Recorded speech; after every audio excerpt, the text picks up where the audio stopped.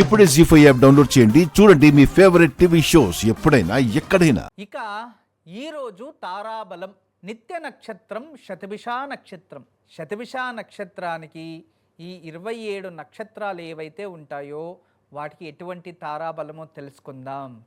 మీకు అందరికీ కూడా తారాబలం ప్రతిరోజు ఎందుకు తెలియచేస్తున్నా అంటే, తారాబలం బాగున్న సమయంలో మీరు ఎటువంటి కఠిన నిర్ణయాలు తీసుకున్నా, ఏది ప్రయత్నించినా అవన్నీ కూడా సుసూత్రంగా జరుగుతాయి. తారాబల సమయంలో పొలాల్లో విత్తనాలు వేయడం, చెట్టు నాటడం, ఇంటికి తులసి ముక్కు తేవడం, ఏదైనా తారాబలం చూసి మీరు ఏ పని చేసినా అది భవిష్యత్తులో మీకు మంచి తారా ఉన్నప్పుడు ఆచరిస్తే, ఇప్పుడు కాకపోయినా భవిష్యత్తులో అయినా మీకు అది శుభం కలుగుతుంది అనే ఒక నమ్మకంతో వీటిని ఆచరించాలి అని తెలియచేస్తున్నా.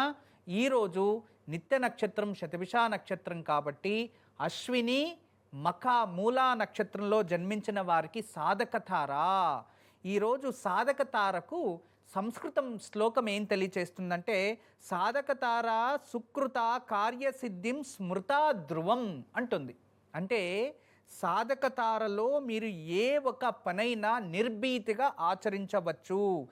ఈ ఒక సాధక తారలో మీరు ఏ కార్యక్రమాన్ని ఆచరించినా, మంచి నిర్ణయాలు తీసుకున్నా అది యశస్సు అనేది ఖచ్చితంగా ఉంటుంది. దానివల్ల విజయం ప్రాప్తిస్తుంది, భవిష్యత్తు మీకు అనుకూలంగా ఉంటుంది అని తెలియచేస్తుంది.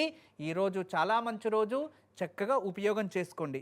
ఇక భరణి పుబ్బ పూర్వాషాఢ నక్షత్రం వారికి ప్రత్యక్తార, ఇది అంత శుభం కాదు.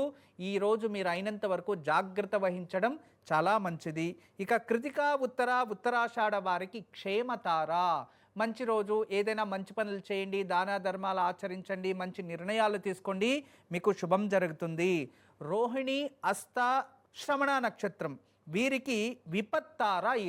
ఈరోజు మంచిది కాదు. డ్రైవింగ్ చేసేటప్పుడు, దూర ప్రయాణాలు చేయాలన్నా, లాంగ్ జర్నీ చేయాలన్నా చాలా జాగ్రత్తగా ఉండడం చాలా మంచిది.